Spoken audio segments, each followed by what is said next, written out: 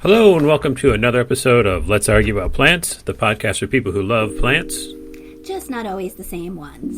I'm Danielle Sherry. I'm the executive editor at Fine Gardening. And I'm Steve Aiken. I'm the editor-at-large at Fine Gardening. And Carrie, can we cue up like some smooth, funky beats right now? Because and listeners, in case you don't remember, Carrie is the Roz of our Frasier right now. She is our amazing producer who somehow makes this into a show. God only knows how she does it. We need a little like. We need the smooth beats to introduce. Because today's topic is ferns, baby, ferns. That's right. We're in a disco inferno. If we're going to do low, deep voices, I'm out.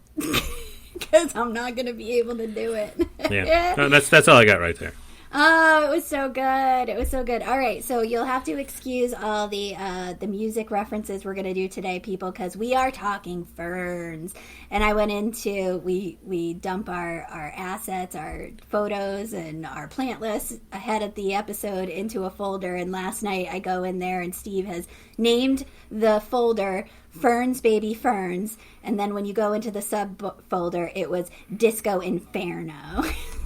It was like, I was cracking up. Well, so that's originally what the song was about ferns, but oh really? Yeah. That's a little known story. Yeah, the Tramps were big into ferns and shade gardening back in the day when they wrote their song. But that producers get involved and whatnot, and And they just messed everything up. Yeah, they messed it up. But they messed it up. Alas. You know what I had a hard time with this topic was not picking all Northeast native ferns. Oh. And remembering that this is a podcast that people outside of the Northeast, quite a few people outside of the Northeast listen to. So I had to go back and make some tough decisions, some tough cuts. I mean, that's interesting because most of mine are not native. Oh. So, yeah, interesting. So, what I would like to know from you, Danielle, is can you go back and give us the time in your life when you realized that not all ferns look the same? Probably when I started working at a nursery. So probably high school. And I think when I saw my first Japanese painted fern.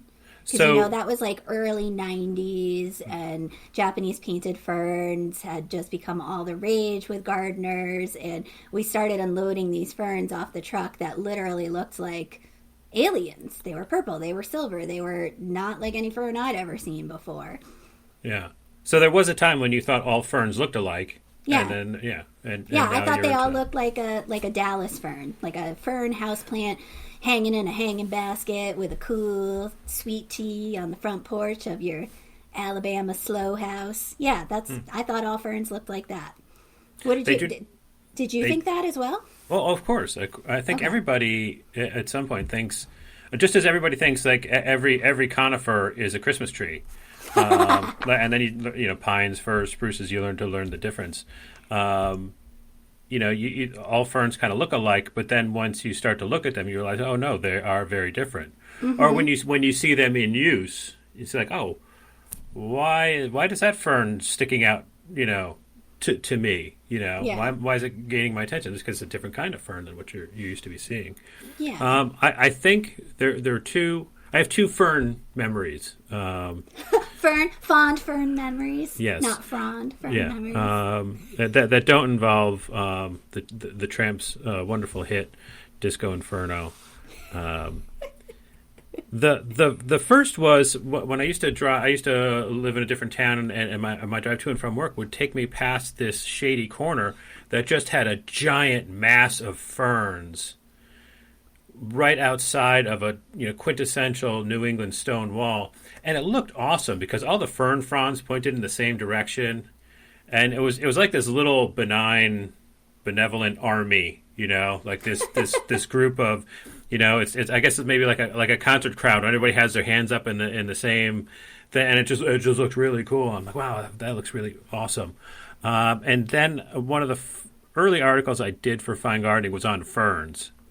and I had to go and take pictures of them. And that's when you really start to realize, like, oh, no, that's the fern that I need to take a picture of, not that one. And you start to see the differences in them. And it's really remarkable. If you think all ferns are the same, you're missing out on a lot. And I think that's what we're here to talk about today. True. And yeah, I mean, I think once you start getting into them, you realize, wow, the textural differences are huge. The size differences alone, here in, one of the ferns that fell off of my list was the cinnamon fern. Mm-hmm. And that's a native around here. And it gets giant. I mean, I'm not a large person, but I have cinnamon ferns in my area in where I live that are up to my shoulders. These suckers are getting 4 feet tall. They're huge, and they're awesome. And it gave me a greater appreciation for them too, just because I think where we live, we do have a plethora of ferns that you'll see naturally along a stone wall on your drive to work, that sort of thing. But I do think. And I might be wrong here. There might be a botanist or horticulturist out there who can set us straight. But all ferns require some degree of shade and prefer a moist situation. Like there's some that can handle dry shade, but moist is the preferred way, as is shade. Maybe not total shade, but full sun and dry. I don't think you're going to get any ferns, at least not any garden ferns. You know. So Arizona listeners, I'm sorry, this is not your episode. Well, unless they had, like indoors, Well, yeah, and I decided to feature a container / houseplant fern. I threw one in there. So all right, Arizona listeners, come on back. You can move forward. It's too late. I know. They tuned out. Off. Done. Gave us a 1-star rating. All right. I would like you to start off because I'm interested to know how you did a whole list and you didn't pick any Northeast native ferns. I'm shocked. Well, there is. I'm going to cheat on the first one because I'm going broad with my first one, which is the Maidenhair ferns. Oh. Adiantum is the genus. Mm-hmm. And really, there is not a bad species in the bunch. They're all cool looking in their own way, and there's no bad one. And I'm also going with this one because I've never grown any of these, but I have always wanted to grow these. And I was sitting here thinking, well, your garden's not complete unless you have a Maidenhair fern. And I'm thinking to myself, well, I don't have a Maidenhair fern, and I don't because they have a reputation for being, or they have a look for being very delicate. Mm. They look very delicate, and I know you can't let them dry out, or they don't like to be, dry. I think once established, they're a lot tougher, but they're amazing. The best of the bunch, I think, is the Himalayan Maidenhair fern, which is Adiantum venustum. Mm-hmm. Zones 5 to 8. It's just the classiest and the most delicate, and it has these tiny little leaves on it. There's a long triangular frond. It's very broad at the base. It goes sharply to a point, and on that frond are these little leaves that they look like teeny tiny columbine leaves, or maybe like a ginkgo leaf, and they're just born in profusion. And they dangle from these really dark stems, and it's just such a delicate look to it. In the spring they emerge with like a bronze or like orangey flush to them, and then they fade to like a really nice green. It's the green of newness, I would say. Like that's a fresh green. The first green, like when your lawn just flushes out to green, it's that green, and it's just always breathtaking. There's the Blodell Reserve up around Seattle, and they have an entire forest of this, and it's just amazing to look at. It gets to only be about 6 to 8 inches tall, but that's the best one. And then the other one I want to comment on is the northern Maidenhair fern, which is native to eastern North America. And that's Adiantum pedatum. That goes all the way down to zone 3, zones 3 to 8. And it has much narrower fronds that emerge from the stem. They have like a little circular thing. And I always mean to give it a closer look to see there's like some the stem anyway. And that goes to be around 16 inches tall. and maybe wider, forms a nice clump to it. But also elegant, also classy, tougher than I give it credit for, because my neighbor grows some. My neighbor, who also happens to be my mother, grows them. Yeah. Come on now. We're not throwing Mom under the bus again. No, I'm not throwing her under the bus, because she grows this plant that I don't think I can grow, and she's doing just fine with it. Well, I don't think she gives it any special attention. She might water it once in a while. But it's just in the right spot, right? Probably. And I'm tempted to go over there and just dig up half of a thing, but you never want to get on the wrong side of your mom. So there's also a species that's native to the Pacific Northwest that's Adiantum aludicum, and that looks pretty much just like pedatum as far as I know. But there are ones all over the place, and like I said, any species is good. It's just a great plant. And as I was typing this up, I started looking for mail order sources, because why do I not have these? I can grow it. I can do it. But every time I see them, they're amazing. And it's to me, it's the one fern everybody should have, even if you don't. Yeah, I don't, and I love them. And I see where you were struggling to kind of describe the texture of the leaf. I was trying to think in my mind, what is it? It's almost like punch outs of tissue paper, green tissue paper, like little confetti tissue paper, because they're so bright green and fluttery, and almost the same texture of a poppy's blossom. That's all. I was trying to come up with something. It's really unique and beautiful. So I would say a cross between the texture of a poppy's blossom, combined with kind of like the shape and the waviness of the seed heads of northern sea oats, Chesmanthium latifolium. Okay. Nice. We're digging deep in it. We are. Go to the website. We'll have a picture of it. And if you ever see it in person, you'll know it, and you will fall immediately in love with it. It's just a great plant. It is. Hey, so speaking of, you'll see it and you'll fall in love with it.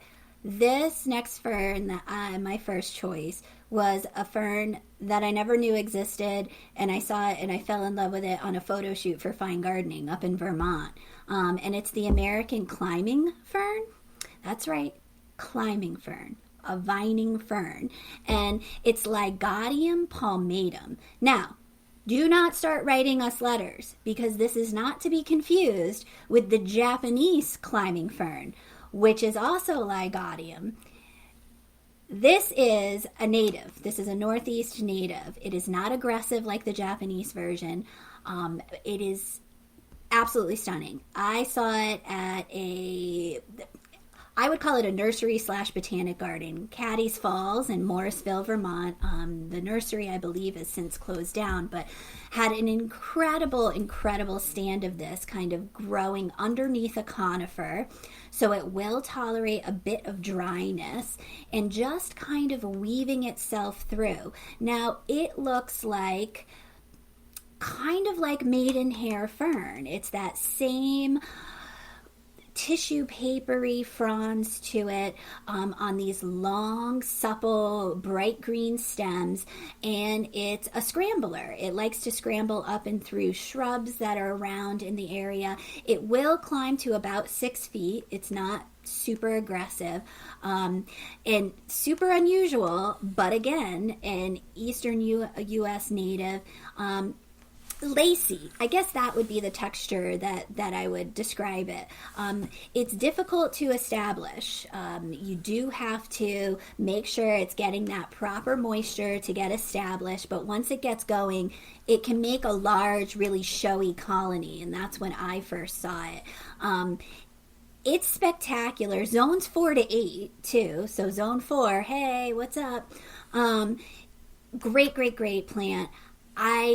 At the time, I couldn't afford to buy one because they were a little pricey at the nursery. So until we we're doing this episode, I had completely forgotten about it, and it just sparked this memory, and I went back into that photo shoot, which you'll see a photo online at finegardening.com on the podcast page, and it's just, oh man, it's so beautiful. A climbing fern. I mean, come on, what's not to love about that?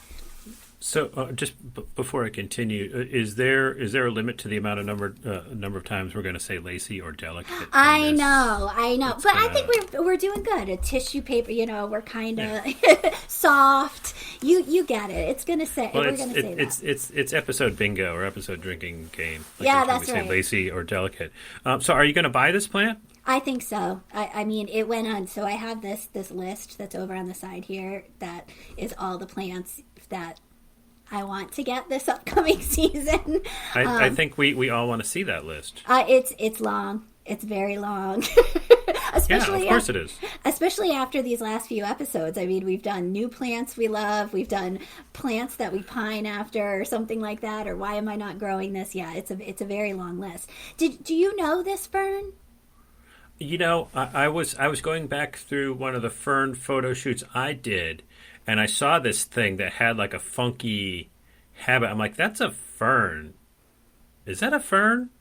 Is that a fern? I think that's. So what I want to do is go back and compare the images to see if that was the plant that I was looking at. But I feel like that being a northeastern native, if it were growing on my property, yeah, I would see it and be like, oh my God, what the hell is that? It's very cool, and then rip it out because I didn't plant it. It must be some sort of horrible weed. Yeah. But I'll have to be a little more careful. No, definitely. We have so many horrible vines in this part of the country. Bittersweet, poison ivy. That you have to be careful when ripping things out, I guess. But absolutely. Don't rip this out. Give it to me. So the next fern I want to talk about goes in kind of the opposite direction, has a little more bolder vibe to it. It's Japanese holly fern, and I think I've talked about this on the show before, but I can't not talk about it. Sertomium fortunei, zone 6 to 10.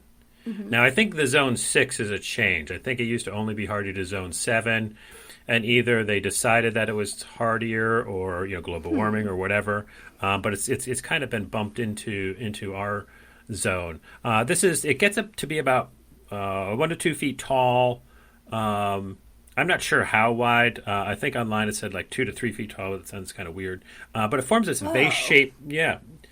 Like maybe if you grow it for 20 years, it gets to be 2-3 feet wide. Okay. I don't know. I would love 2 to 3 feet wide from mine. It forms like a vase-shaped clump of this glossy, like slightly twisted, crinkled, dark green fronds. They have wide, I want to say leaves. So here's the terminology as I'm going to use it, which is probably incorrect. So the big long thing that shoots out from the ground. That's the frond, okay? Yes. Shooting out from the sides, like the little, leaflets or whatever they are. Mm-hmm. I think those are called pinnae. I think so too, but ferns have their complete own terminology for plant parts. And so as I'm talking, that's what I mean when I use these terms. They're probably not correct, but that's what I'm talking about. So the frond is nice and upright, but the pinnae, the little leaves that stick out from the main dude, are wide. So it doesn't have as much of a frilly, delicate vibe to it. It's a little bolder. And they have like this little turn or twist to them. The sickle-shaped is what they're called. And it's just, because it's bolder, it has like a cooler vibe to it. It's still a fern, still has that shady, calm thing to it. But it stands upright, has wider, like I said, wider leaves, pinnae. But its habit and its texture help it stand out from other things, which I think is cool. Because normally our eyes zip by a fern, it's just a fern. Like, no, this one's different. And that's why I think it's cool. Hey, Steve, yeah. Is it a hunka ferny love? Go on, Steve, say it. It might be. Steve emailed Don't blame it on me. Do not blame it on me. Steve emailed me last night, and he's like, please stop me from saying hunka ferny love at any point in the podcast today. And I feel like you were thinking of this plant when you emailed that because it sounds like it's bulky. It's, it's got some presence. It's not really bulky, but like it's not, okay. like we always talk lacy, delicate, airy. This is so much less so. Yes. Okay. So it just has a bolder. If a fern could have a bold texture, this would be it. This is it. This is this hunka ferny love. I love it. And say it again because we always get in trouble because we don't say the name over and over again. Sertomium fortunii, which is Japanese holly fern. Nice. The foliage looks kind of like a holly leaf, is what they say. So that's why they call it that. Very cool. Very cool. I like it. So I'm going out to the West Coast because I'm going to go back and forth because I got some of my East Coast ferns got kicked off the list. And all right, let's talk about Australian tree fern, right? So there's so much debate now. There's two different botanical names going on here. So one is Cyathea and one is Sphaeropteris. And they're synonyms. And the species name is Cooperi. So at least we've got that, Cooperi. So Australian tree ferns, they come in a boatload of different cultivars and subspecies and different types of Australian tree ferns. But not just for Australia. The first time that I saw these in an actual garden was in Northern California. Northern Eureka, California, so way up on the tip. And I was wandering through the garden of Pat Wells, who has done some articles for us in Fine Gardening. She actually did an article for us on shrub-based design. And as I'm wandering around, I felt like I was in Jurassic Park in this one area of her garden, which is, Northern California coast, constantly gets moisture, that moist mist that's kind of rolling off the ocean, and it just is ideal conditions for Australian tree ferns. Partial shade, they're zones 8 to 11.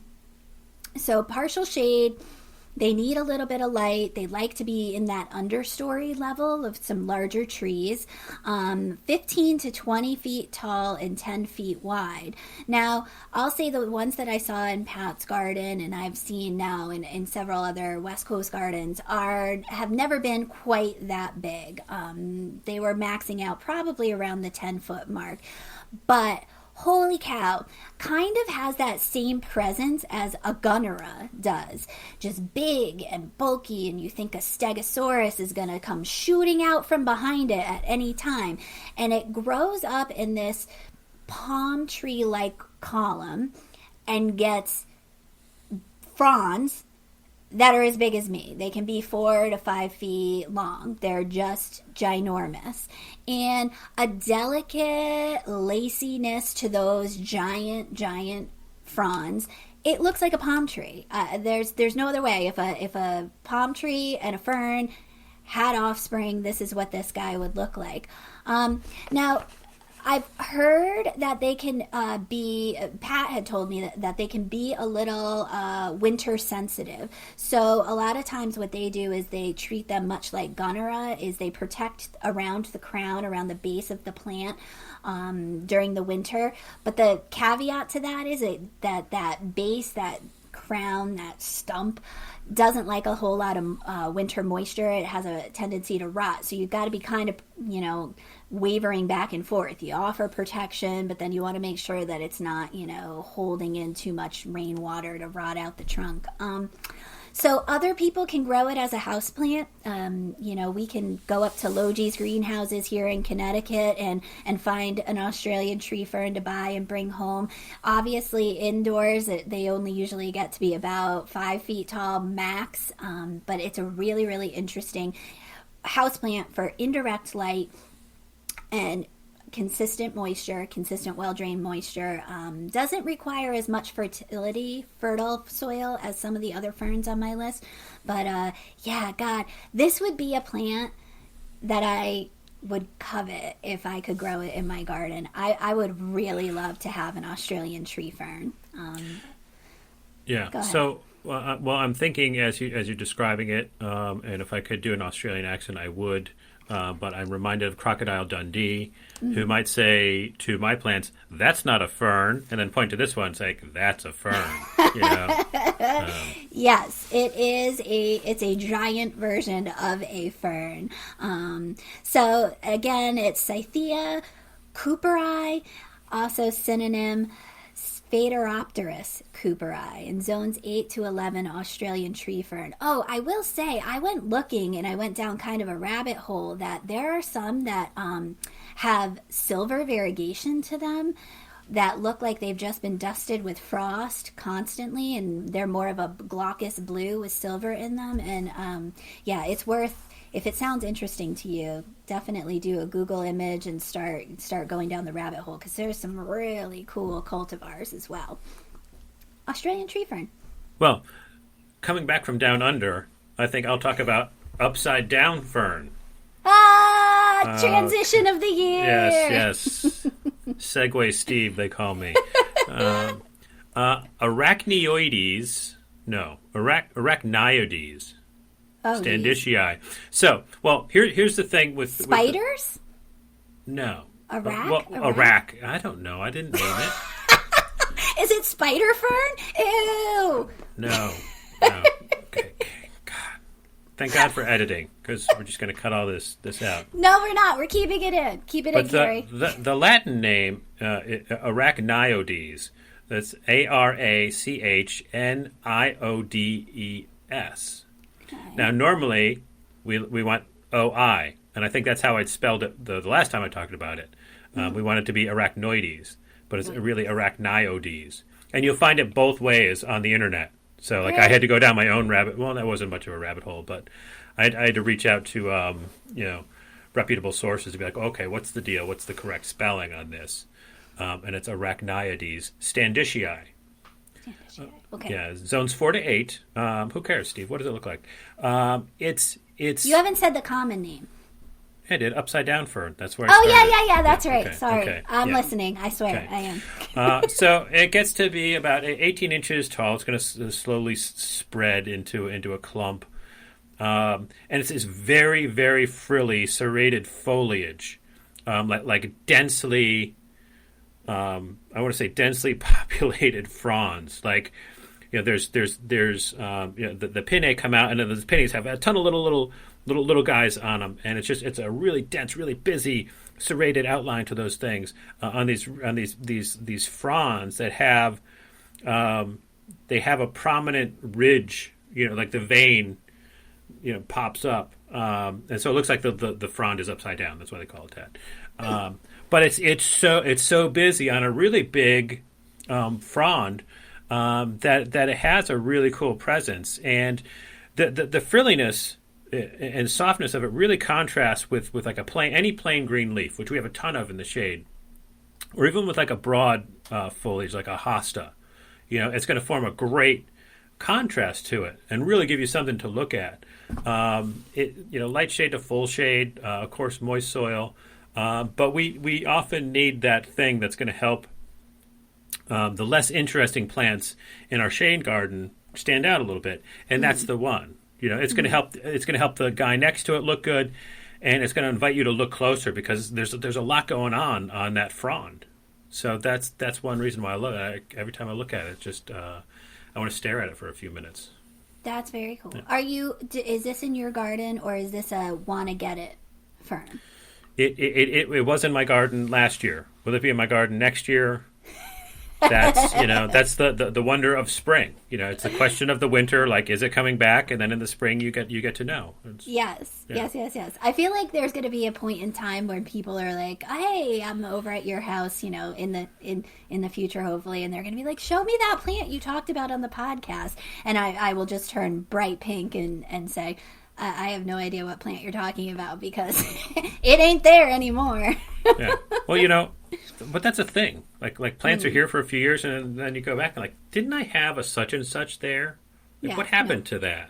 And then it's not there anymore. Like, what the heck happened? Yeah. Some plants are short lived. This is they live for 3 or 4 years and then kaput. And then that's it. Yeah. Like just when they're bulking up and you're starting to rely on them, and you're like, okay, I know I got you to work with.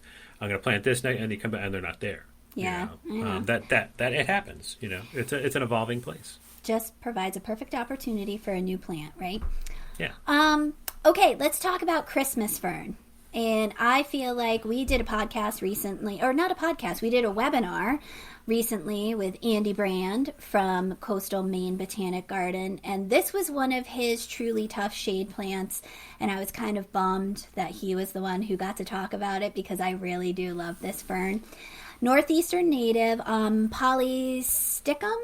Polysticum. Polysticum. There you go. Listen to Steve. Polysticum. Archostichoides? Starcoides? Oh, I'd have to see it. Acrostichoides. And there you go. There's your OI instead. Yeah. So Christmas fern, it's a Northeast native. It's zones 3 to 9. Zone 3. Don't say that we never gave you anything, okay? Here's your plant. I had a zone 3 earlier. All right, zone 3. We're coming for you on this episode. So this is an evergreen. Even here in the Northeast, it is an evergreen fern, which is lovely. Eastern North America, all the way from Canada, all the way down to about, I believe it's into Pennsylvania, maybe the DC area. That's about it.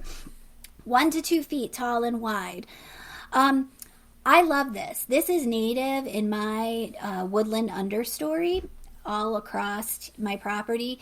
It is we talked at the top of the show, I talked about that, your typical fern that you see in your head, if it's the Dallas fern that was in hanging baskets on every southern porch, this is the darker green version of this. It is the fern that you draw when you're in kindergarten.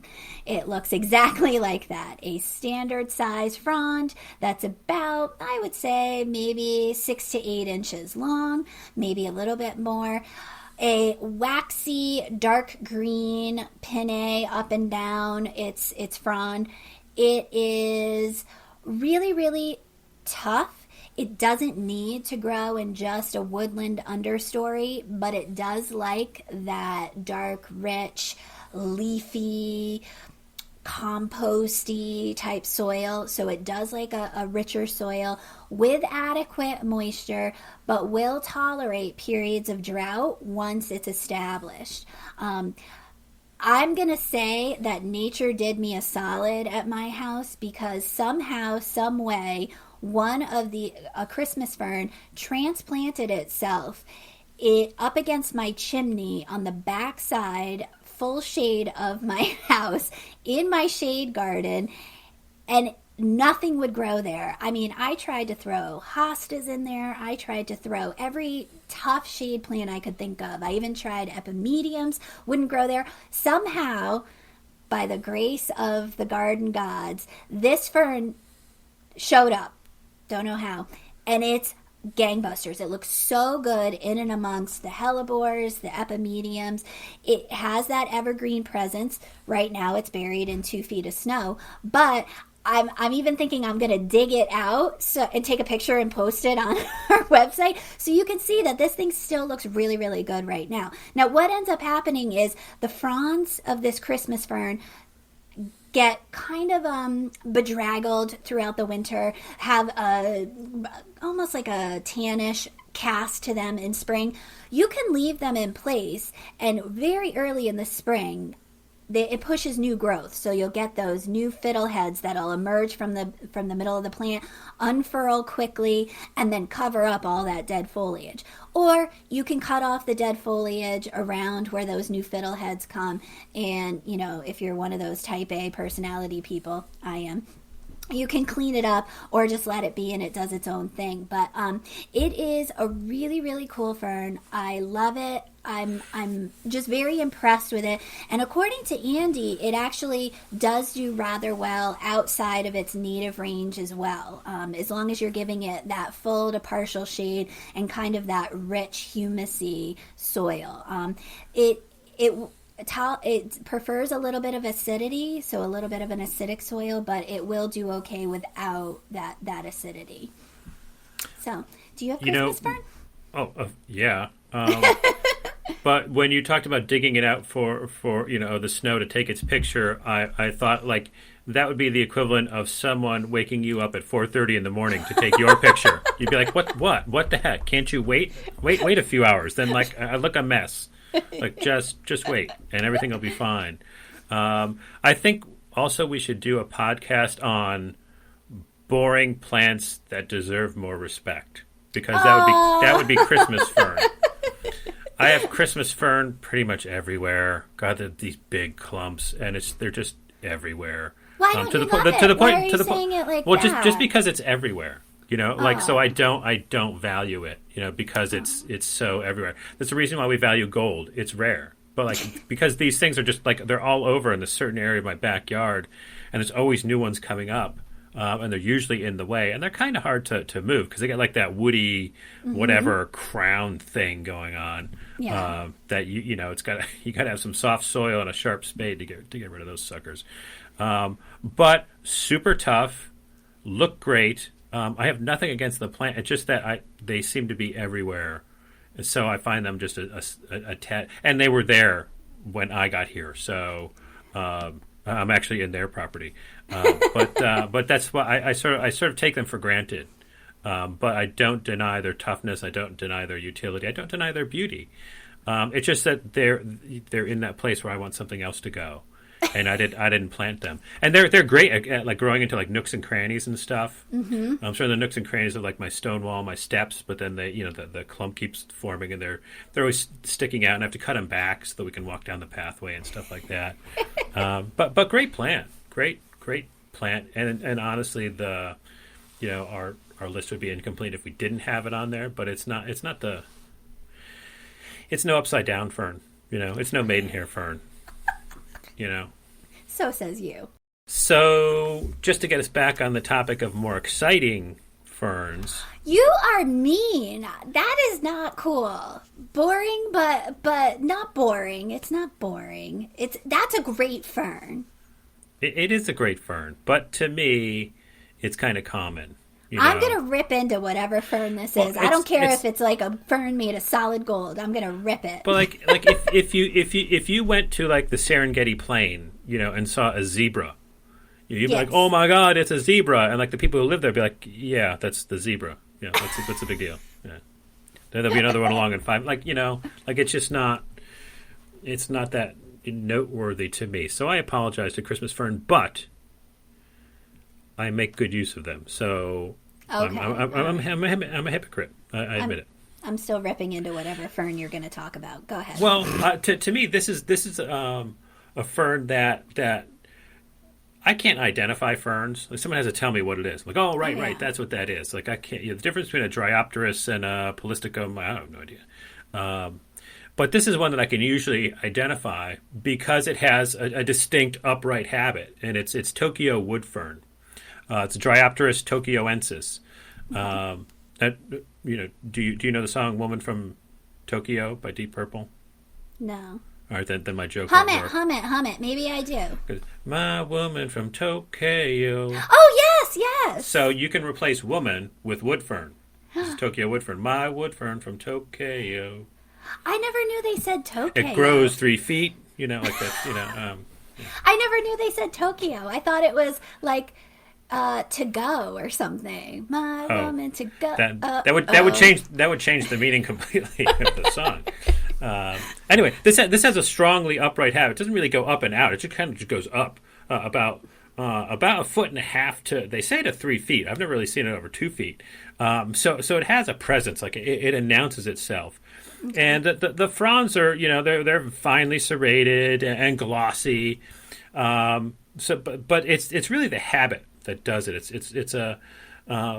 It's stately and unapologetic in saying I am here, and not that many shade plants have that habit, I don't think. And so it really stands like there's a lot of low scramblers and mounders and things like that. And so when you get this dude who comes out like an exclamation point in your shade garden, it's really eye catching. It almost becomes like some sort of small level focal point. It's Dryopteris tokyoensis, Tokyo wood fern zones 5 to 8. And again, it's just one of my favorite guys, just because I know who it is. I know who it is. and I like what it does. Is it like I'm trying to? But is it like Osmunda? Is it like Osmunda? Like sort of. But Osmunda, it's more delicate.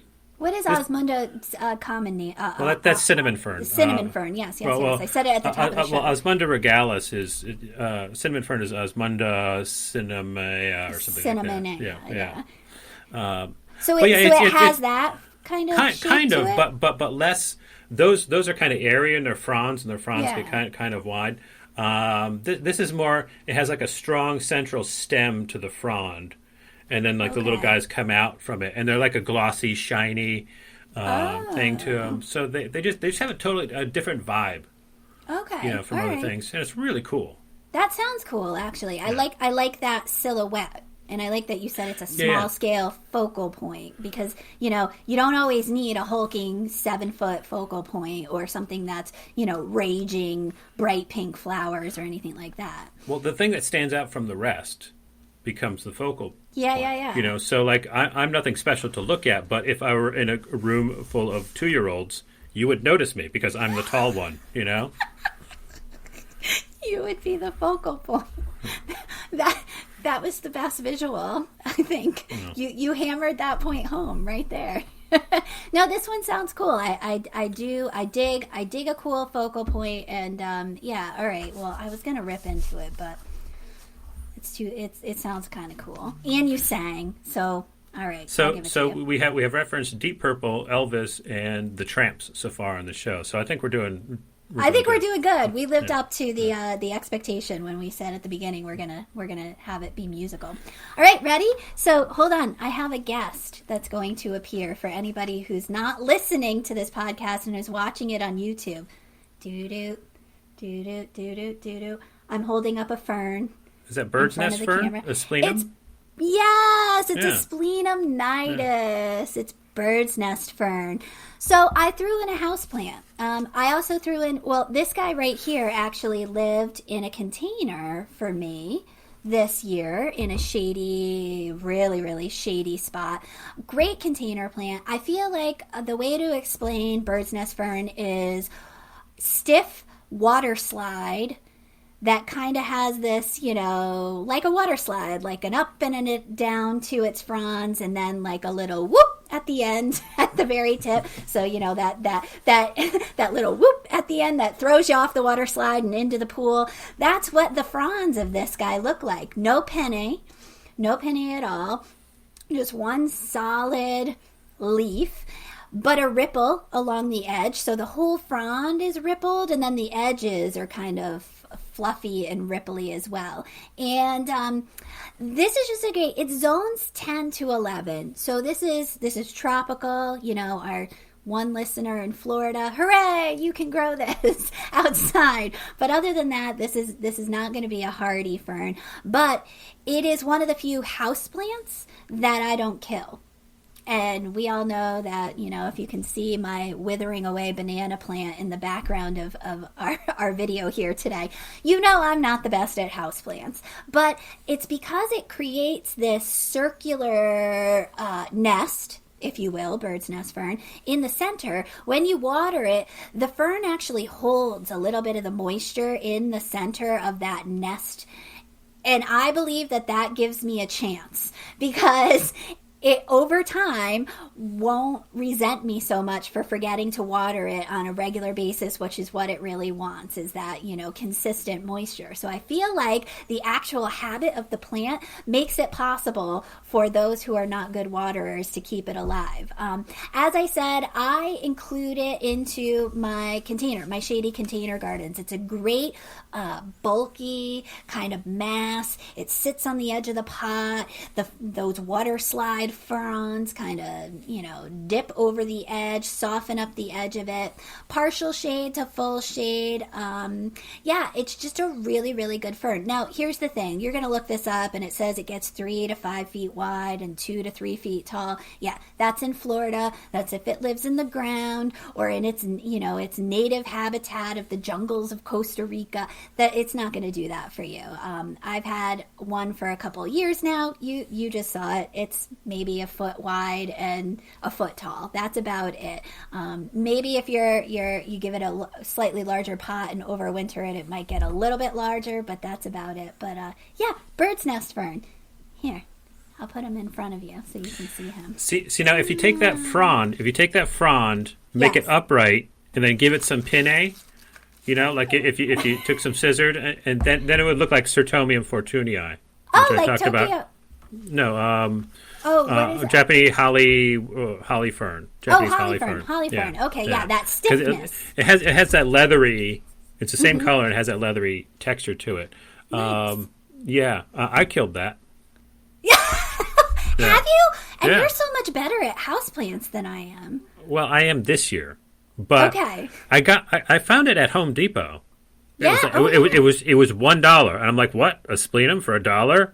I'm like, this must be some mistake, Like I took it, all the way through the cashier. I'm like, I hope she doesn't notice. No, it was $1.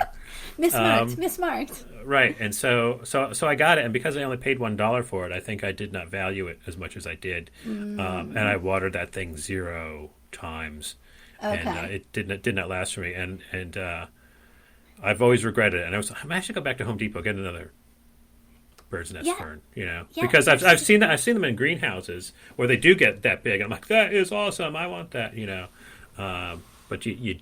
Yeah, like any plant, you have to water it once in a while, Steve. That's true.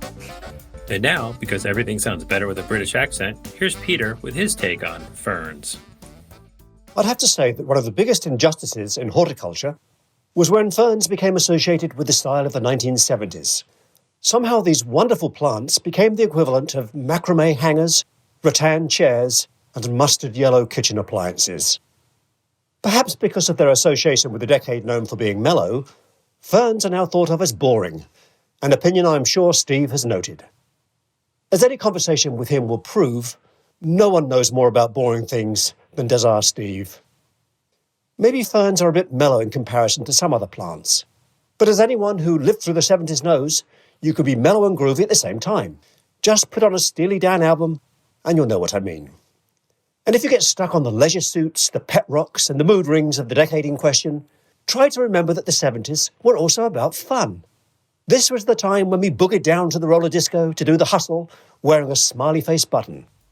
So remember that when you need a little fun, funky vibe for your shady spot, ferns are right on. Okay, so even Peter made musical references. I wish this podcast made more money so we could afford a soundtrack. Because can't you see, like, light hits and disco favorites of the 70s just, being behind everything that we do on this particular episode? Darn it. Yeah, but artists deserve their money. This is true. So we got to make more money on this podcast, too, so we can afford music. Yeah. You know who else is not making money on this podcast? It's probably our expert. Let's see who we've got up next.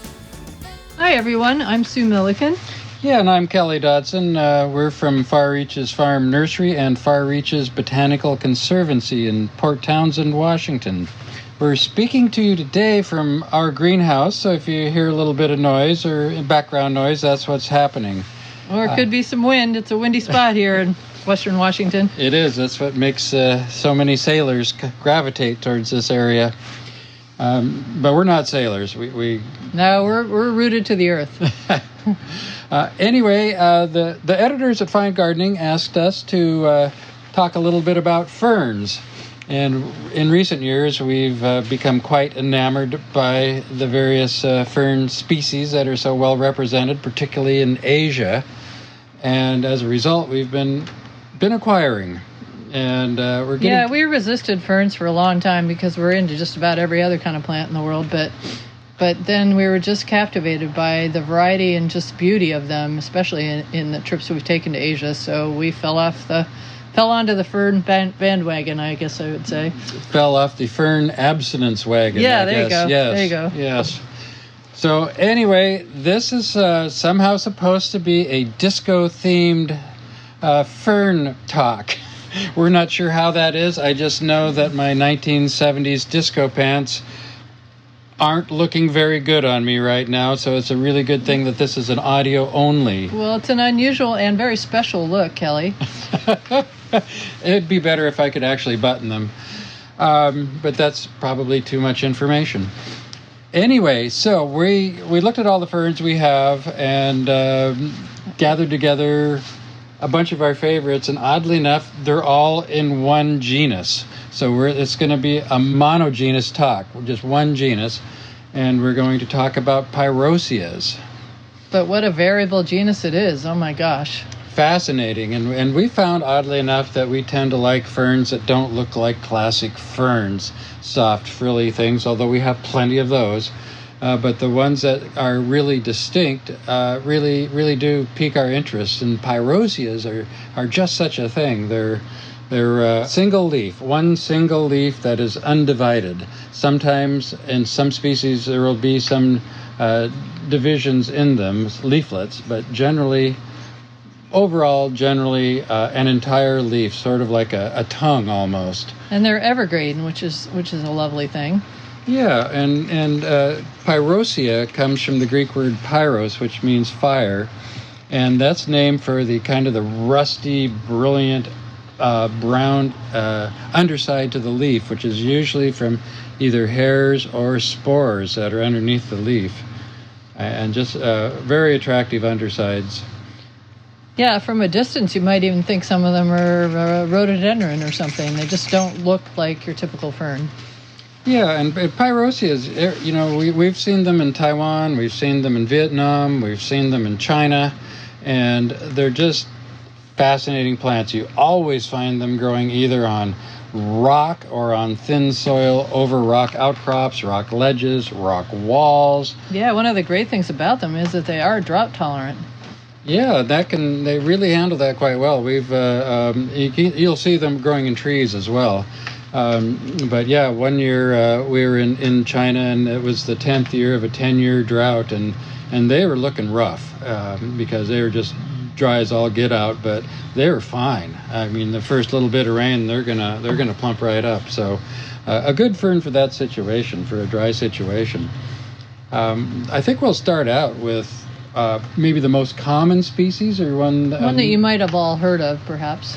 Yeah, and it's, most of these are not easily obtainable, which makes them, makes even better. Collecting a lot more fun. But Pyrocia lingua, which tongue-like, referring to the leaf, that's a native to Japan and China, as well as broadly across China, Indochina rather, Vietnam, Myanmar.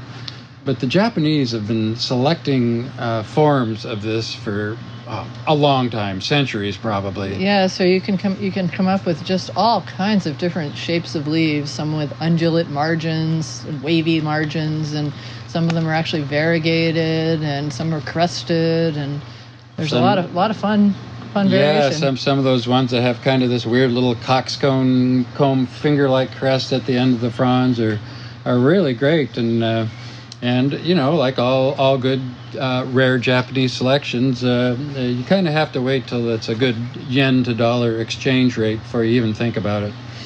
A close relative to the Pyrocia lingua is the Chinese Pyrocia heteractis, which is one that we've collected in China on several occasions, and it's distinct from Pyrocia in that you're just looking at it, it's visually a little more, a little less substance to it, but it's still a very stiff, good But it has fern. some elegance to it, and I think it's because of the veination. It just has these really pretty veins.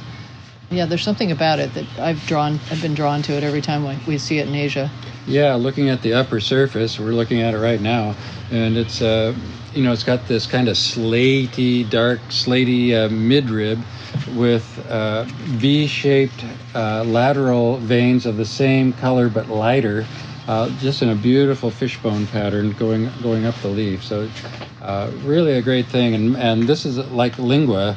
These have rhizomes that kind of run along the surface, top of the ground or through moss on rocks, and it's a good spreader.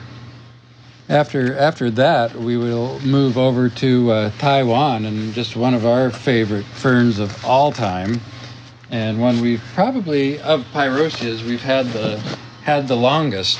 This is Pyrocia Shear Eye. And Pyrocia Shirai was introduced to our area, the Northwest, and probably the U.S. as well, by an old friend of ours who has sadly now passed away, Steve Doonan of Grand Ridge Nursery here in Washington. And he had collected this in Taiwan in the early 70s. And Steve lived in a cold place, and everybody always thought that this surely must be a tender plant. Yeah, it just looks like it would be because it's just got these big fronds, and it stays evergreen. It just doesn't look like it would survive the winters. Yeah, we've got fronds that are probably, there's the stem or the stipe that's holding the leaf blade, is a good 12 or 16 inches in length, and then the broadly lance-shaped frond itself, the leaf blade, is probably another 18 inches. So it's incredible. Dark green above, just orange underside, striking fern. And how could this be hardy? But Steve had it go down to 0. one particularly bad winter, 0 degrees Fahrenheit in a pot. And you people on the East Coast are probably rolling your eyes at that, but that's really cold for Washington. That's like get rid of the nursery and get another line of work for us anyway. Yes, out here for sure. We haven't had to experience that. So Pyrocia Shirai is generally available, if you can find it, as a result of tissue culture. And tissue culture has resulted in the fronds, even though they say, it's a genetic duplicate. They're really wavy. Yep, they're very wavy. Sometimes they're curled, twisted. They'd actually be more appropriate out on a disco dance floor, I think. But trying some of those moves, that's what I would look like right now as a pretzel if I tried to do anything relating to that. But the typical species is just a smooth, straight, pure leaf. It's really wonderful. We've seen this growing in trees in Taiwan, rocky ledges in southern China. Really neat plant. We've really seen it growing in quite a number of different areas, actually. Yeah. It's got a good broad distribution. Another Taiwanese plant is Pyrocia Matsudi. And Matsudi looks like it could be a smaller version of Shear Eye when it's younger, for like the first, it could even be like until it gets like 10 years old or so. It's just these thin, strap-shaped leaves, and then you're pretty settled in thinking, yeah, this is what it's going to look like. But then... And it does something. It kind of forks, basically. Yeah, then it branches into a really elegant and graceful trident-shaped leaf with the central leaflet being much, much longer. Real, that's a bird's foot if I ever saw one. Yeah, maybe a seagull or something. A very big seagull. What about a stilt or an avocet? Yeah, that could be. I've never seen one, but anyway, so that's a cool thing. We're happy to have our own collection as well as some other ones from other folks. So it's a really, really wonderful thing. This is closely related, and side by side, you'd be hard pressed to just from a visual standpoint separate the two, but Pyrocia hastata from Japan and Korea looks very similar and is essentially the Korean-Japanese analog to Matsudi. Really got that wonderful lovely plant. forked foliage as well. Yep, hardy to zone 8, at least here. We haven't tried it any colder. Trying to take that sort of divided leaf a step further is Pyrocia Polydactyla from Taiwan. And this has the same sort of trident leaf with the addition of extra lobes, so you can have 5 to 7 leaflets on that plant. And what a wonderful thing. Yeah, we were lucky enough to see that in Taiwan, and it was just a really beautiful, striking fern. Yeah, and we're really pleased to have that in our collection. It's a beautiful plant. So, but these all can get some pretty good size, and if they don't, then like the lingua and stuff, they can be kind of running, and eventually, you have to, if they're in a pot, you have to move them up to a bigger and bigger pot. I think we've got one in a like a 15-gallon pot, and it needs repotting. What are we going to do? Well, of course, we're going to divide it up and sell it, but they can get big. But there are some small ones out there, especially Pyrocia Davidii, which is just a little ground hugger, basically. Yeah, and this has really soft foliage. I mean, it feels felty, and that's one of the names for describing this whole genus is felt ferns, and Pyrosia davidii really epitomizes this. Yeah, you just want to kind of go up and stroke it. Yeah, and so this is it's got really short rhizomes. It makes a nice little low mound, just a few inches high and maybe, 15 to 18 inches across, perfectly suitable if you want to grow it inside, which might be the thing for this one. We just don't think it's particularly hardy, but we don't haven't know for tested sure. it yet, though, so you never know with these things. But if there was going to be one fern that we, in our whole collection, that we would say Of Pyrosia, and maybe in the whole bunch. I mean, this is like you're speaking from jealousy here, Kelly, because you didn't actually see it. Well, that's true. I mean, this fern, Pyrocia Stigmosa from Vietnam, this would equate to like a young John Travolta tearing up the dance floor, just strutting and preening, and you know how he has a big fern. How he has that head turned and he's just got that look. This is that fern, Pyrocia Stigmosa. Well, and I wish I had seen this in the wild. Kelly succumbed to, whatever it is. It's not Montezuma's revenge in Vietnam, but whatever. I think it was when we stayed at the farmer's house, and they were washing the dishes prior to our dinner that they're going to feed us in the same water that they'd cleaned the chicken in. Raw chicken, yes. There you go. That could have something to do with it. That's what I think. Anyway, Kelly was indisposed that day, but I went up into this lovely hill above town in Sapa and saw this very striking fern just growing right out of boulders. It's just amazing. I mean, when Sue came back, I was in a coma.